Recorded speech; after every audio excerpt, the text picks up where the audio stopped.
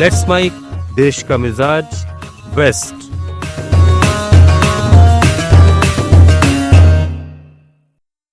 Let's mic देश का मिजाज। और अब खबरें पश्चिम भारत से।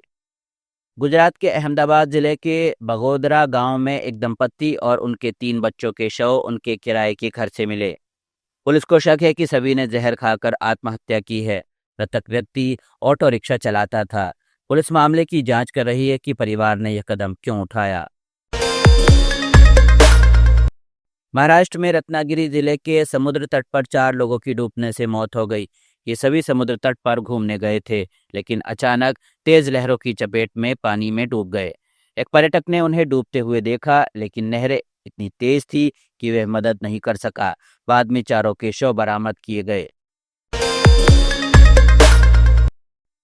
गुजरात के कच्छ जिले में अंजार पुलिस स्टेशन की एसआई की उनके घर पर गला घोंटकर हत्या कर दी गई।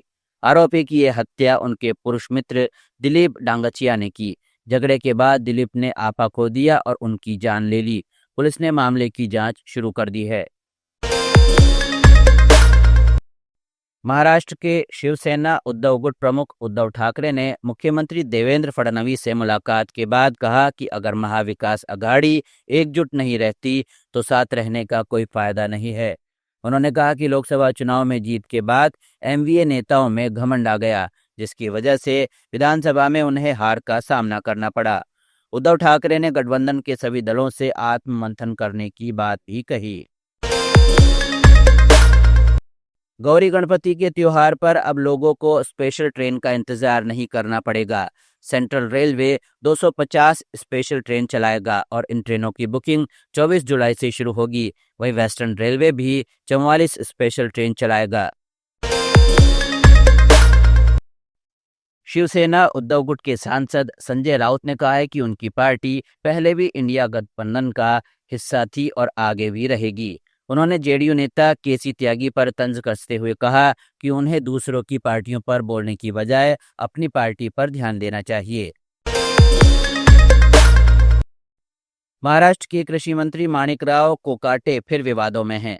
एनसीपी शरद पवार गुट के विधायक रोहित पवार ने एक्स पर पोस्ट करके दावा किया कि कोकाटे विधानसभा सत्र के दौरान मोबाइल पर जंगली रमी खेल रहे थे। उन्होंने मजाक में लिखा, जंगली रमी पे आओ ना महाराज। इस मामले से राज्य की राजनीति में हलचल मच गई है। शिवसेना यूबीटी प्रमुख उद्धव ठाकरे ने मराठी पहचान, पहलगाम आतंकी हमला और धारावी पुनर्विकास जैसे मुद्दों पर केंद्र सरकार और बीजेपी को घेरा है। उन्होंने कहा कि शिवसेना किसी भी भाषा के खिलाफ नहीं है, लेकिन हिंदी को जबरन थोपना मंजूर नहीं है। जैसे हम मराठी किसी पर नहीं थोपते, वैसे ही हम पर भी कोई भाषा न थोपी जाए। उन्होंने कहा कि हम मराठी में मारुति स्तोत्र पढ़ते हैं, आप हनुमान चालीसा पढ़िए, हनुमान तो एक ही है। महाराष्ट्र सरकार के मंत्री नीतीश राणे ने एक बार फिर मदरसों और मुसलमानों को लेकर विवादित बयान दिया है, जिस पर कांग्रेस सांसद वर्षा गायकवाड़ ने पलटवार करते हुए कहा कि नीतीश राणे को धर्म और देश के संविधान की समझ नहीं है, इसलिए उन्होंने पहले ही उनके इस्तीफे की मांग की है।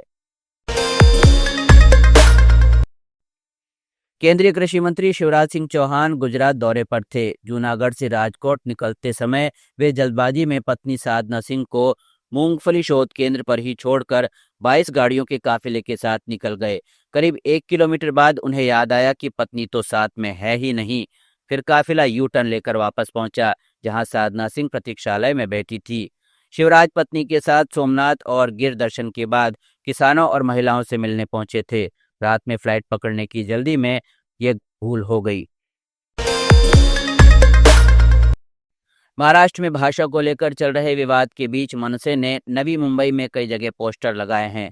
इन पोस्टरों में गैर मराठी भाषी लोगों को चेतावनी दी गई है कि अगर महाराष्ट्र में रहना है तो मराठी सीखनी होगी।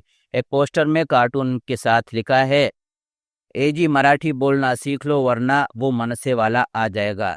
वहीं दूसरे में लिखा है, हमारा आपसे कोई झगड़ा नहीं है, लेकिन अगर यहाँ मस्ती करोगे तो महाराष्ट्र का झटका जरूर लगेगा। आप सुन रहे थे let's mike more than radio. Follow कीजिए हमें हमारे सोशल मीडिया प्लेटफॉर्म्स पर।